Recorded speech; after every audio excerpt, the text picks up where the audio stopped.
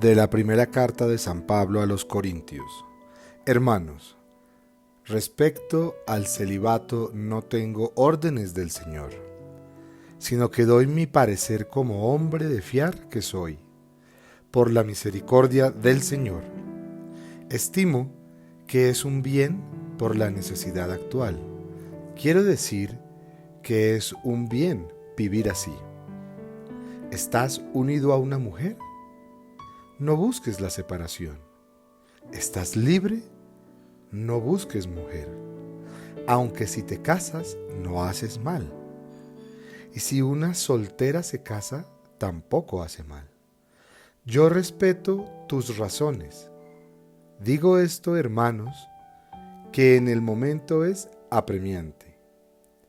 Queda como solución que los que tienen mujer vivan como si no la tuvieran, los que lloran como si no lloraran, los que están alegres como si no lo estuviesen, los que compran como si no poseyeran, los que negocian en el mundo como si no disfrutaran de él, porque la representación de este mundo se termina. Palabra de Dios. Te alabamos, Señor. Del Evangelio de San Lucas. En aquel tiempo, Jesús, levantando los ojos hacia sus discípulos, les dijo: Dichosos los pobres, porque suyo es el reino de Dios. Dichosos los que ahora tienen hambre, porque quedarán saciados. Dichosos los que ahora lloran, porque reirán. Dichosos ustedes, cuando los odien los hombres y los excluyan y los insulten y proscriban su nombre como infame por causa del Hijo del Hombre. Alégrense ese día y salten de gozo, porque su recompensa será grande en el cielo. Eso es lo que hacían sus padres con los profetas. Pero ay de ustedes los ricos, porque ya tienen su consuelo. Ay de ustedes los que ahora están saciados, porque tendrán hambre. Ay de los que ahora ríen, porque harán duelo y llorarán. Ay si todo el mundo habla bien de ustedes.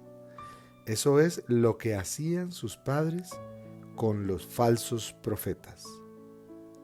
Palabra del Señor. Gloria a ti, Señor Jesús. Queridos hermanos, muy buenos días, reciban un cordial saludo.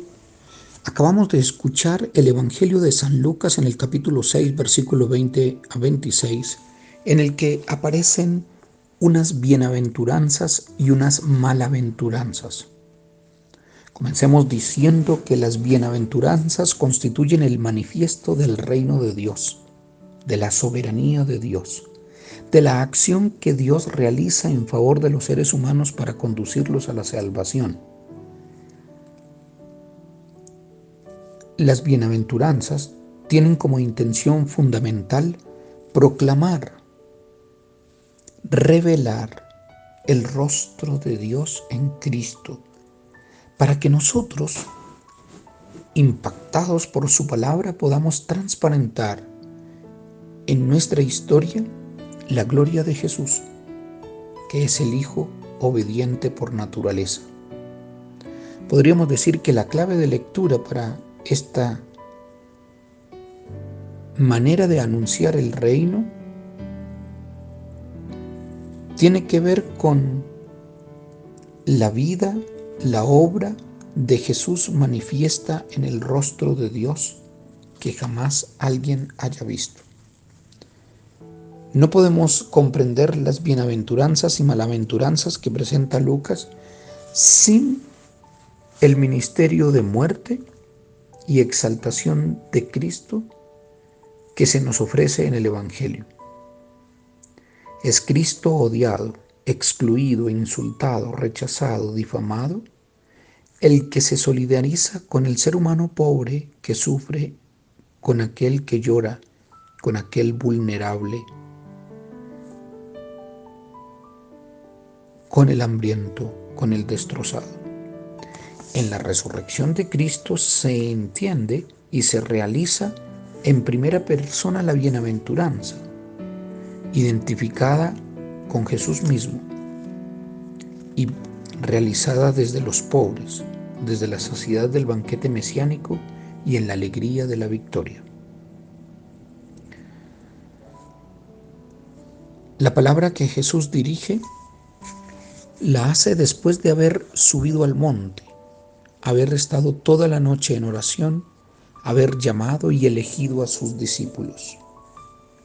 Es en el contexto del llamado a los discípulos en que Jesús alza la mirada hacia ellos, y alzando los ojos es como si Jesús concentrara su palabra, concentrara su vida en los oyentes, como si Él mismo se hubiera abajado y los viera de abajo hacia arriba.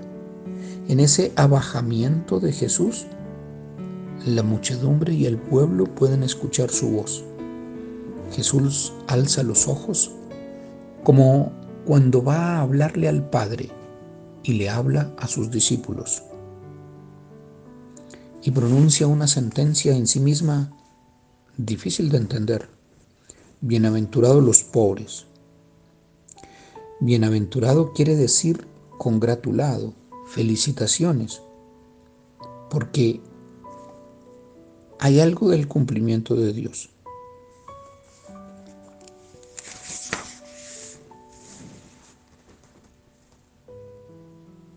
Jesús congratula a los pobres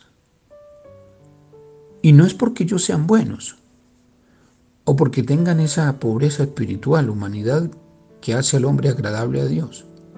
Son pobres reales, que tienen hambre, que lloran, que son indignos. Y su bienaventuranza consiste en el hecho de que Dios interviene a su favor, porque su deber es defender al pobre, al frágil.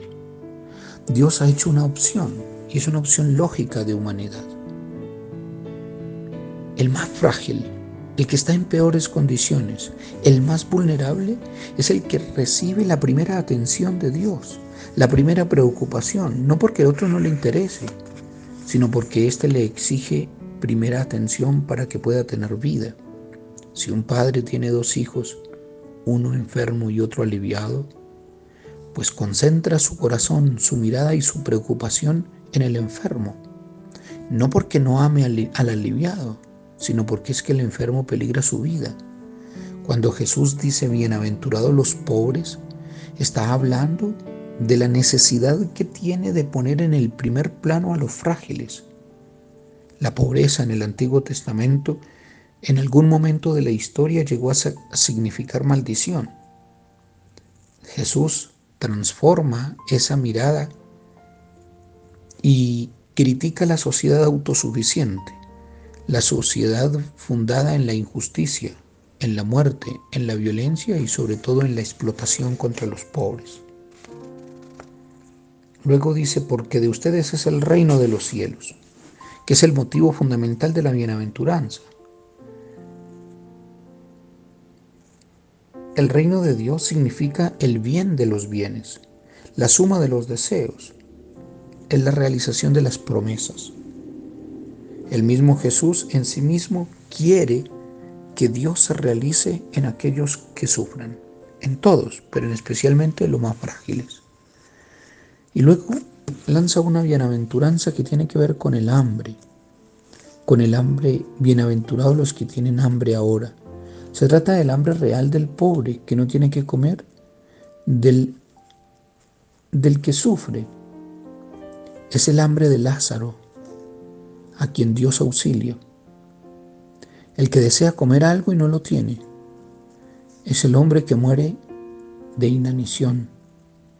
El hambre revela una injusticia. El hambre revela un problema humano estructural. Por lo tanto, el hambre es una situación constante, es un mal endémico, es un mal que quiere corregir Dios. Dios no quiere que ninguno de sus hijos muera de hambre. ¿Qué padre bueno aceptaría que uno de sus hijos se muera de hambre?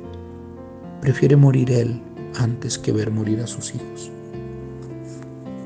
Y luego, bienaventurados los que lloran. El dolor del llanto es la manifestación de la impotencia frente al mal. Aquel que ama sufre más. Y ese dolor se convierte en dolor de humanidad. Por eso Jesús los llama bienaventurados. Y luego vienen unas malaventuranzas. Hay que tener en cuenta que la malaventuranza, o eso que se expresa en el ay, no es una situación de revancha, como quien dice, ahora que el pobre consiguió plata, entonces él es el que humilla. No, eso no es lo que quiere Dios.